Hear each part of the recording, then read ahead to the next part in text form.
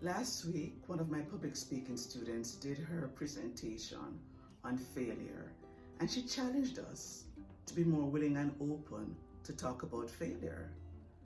So, because I had to do a speech for the class and I wanted to demonstrate some of what I'm looking for in their speeches, I thought I would take her up on the challenge because she is right.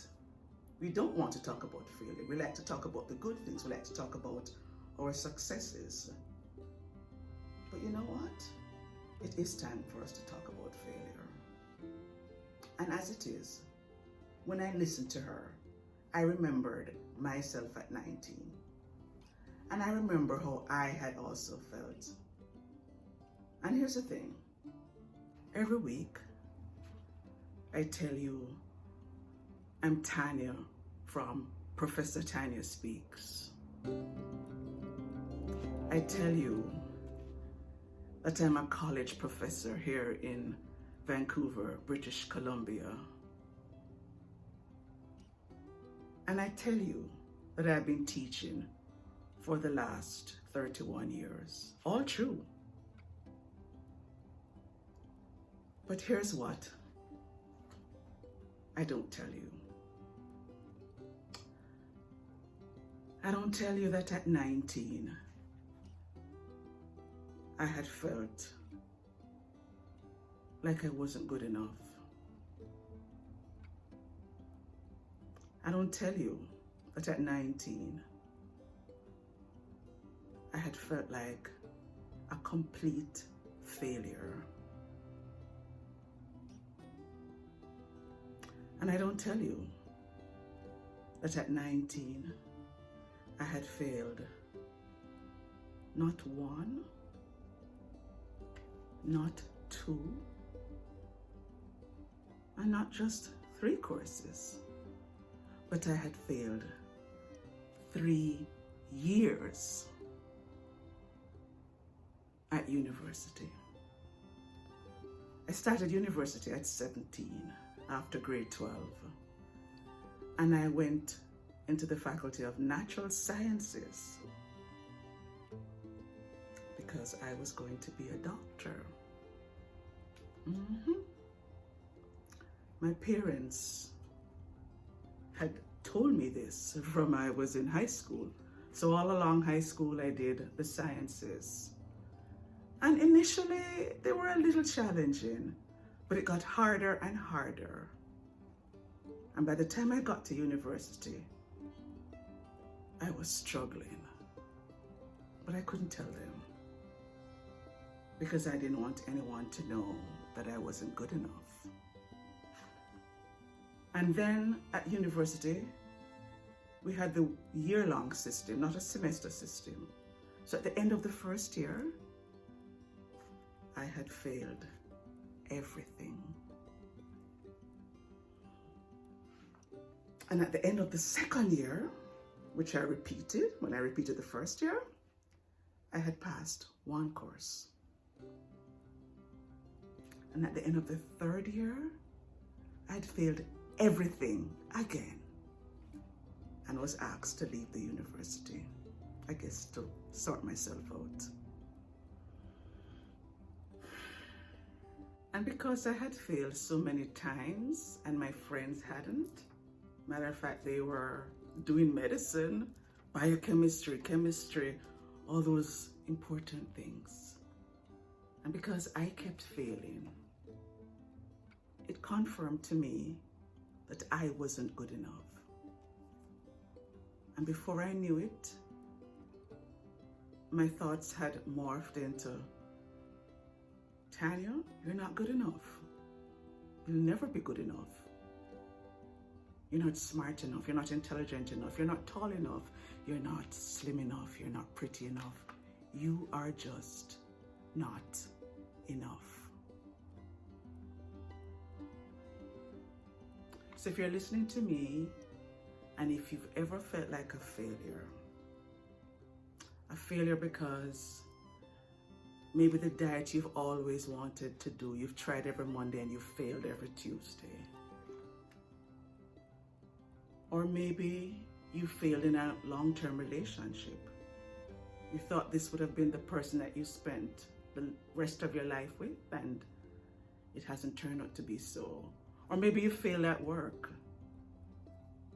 Maybe you failed to move out of the job that you hate and that you've hated for the last 10 years. Or maybe you failed to take up the opportunity to do something different, to be an entrepreneur, something exciting. Or maybe you failed at university as I did. But even if you have failed many times, it doesn't mean that you're not good enough. But it does mean that there are some lessons to be learned if you've been failing. And I'm going to share with you the lessons that I learned. One of the first lessons I learned was that once you begin to tell yourself that you're not good enough, and once you begin to believe it, you never get a chance to even realize or appreciate what you are in fact good at. Because when I left the Faculty of Natural Sciences and transferred to the Faculty of Arts and General Studies, I fell in love with history, literature, and theater. Can you tell? But I discarded it and I thought, well, I guess because it's so easy, it was really easy for me. And I completed a 3-year degree in 2 years. And I still didn't see that as a sign. I just thought, oh, well, anybody can do this. That was really easy. I could not appreciate what was right in front of me. And so because I was seeing myself as not good enough, I never even noticed my strengths. I never even realized they were strengths. And that's what happens when we allow our failure to warp our thinking. We ignore our strengths and we ignore our power. Now, the second thing that happens when we begin to accept that we're not good enough is we miss out on opportunities. And I nearly missed out on my opportunity. About a month before I finished university, I did an interview. I went to an interview at a job fair at the University of the West Indies. And I talked about it in another video. Because I wanted an important job, and I went to the job interview unprepared, and the job interview lasted 3 minutes. And as I was walking away from the tent where the interview was held, and I was feeling like a failure again, I ran into my grade 7 English teacher. I won't talk about it again because I did talk about it in that video. But meeting her changed my life. Changed my life completely. Because I was walking away from this interview and I saw, oh my God, I no longer am going to have the corner office that I was hoping to get. I thought I would have this important job and my parents would be proud of me and they would tell their friends, oh, Tanya is now the director of... And they couldn't do that. And I was feeling like a failure. And Miss Morrison called my name. Thank you, Miss Morrison. And she said, would you like to teach at your alma mater for 2 years? And I thought, me? Teach? That's not an important job. My parents can't boast and tell their friends if I'm a high school teacher. But I didn't have an alternative, so I took the job. And I said to her, I'll do it for 1 year.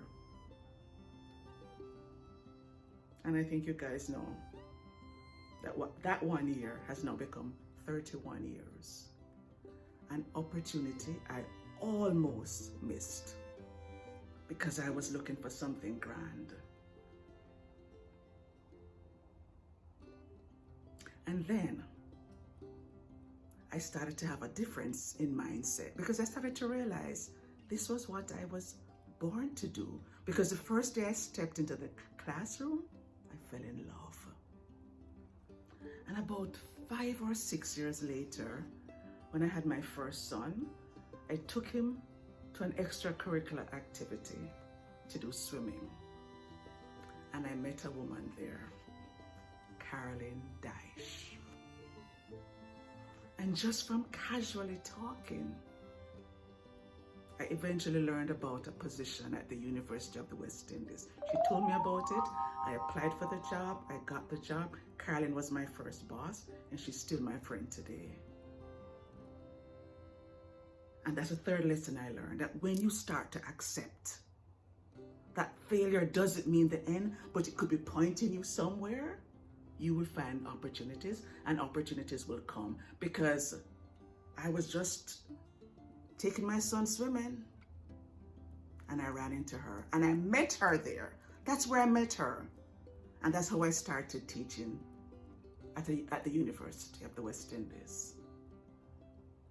And another thing I learned is that the more you relax, the more things just happen, and you don't even have to try.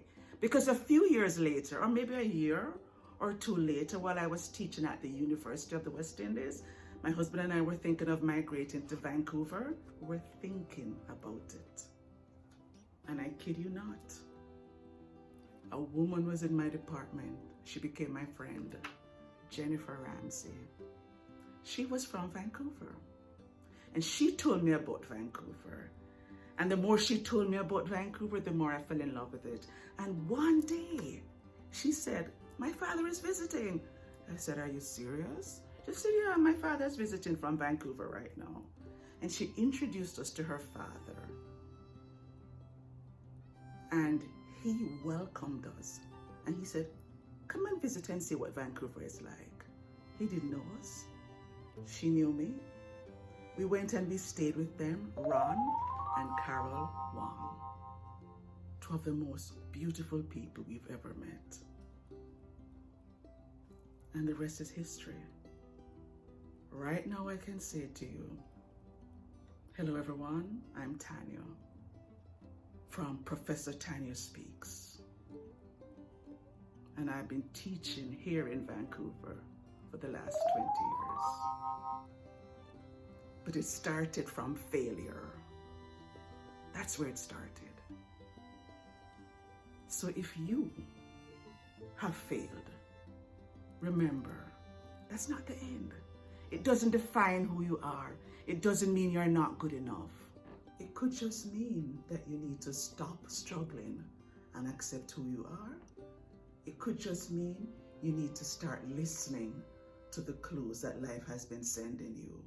Or it could just mean you need to change direction. But whatever it means, know that you are good enough.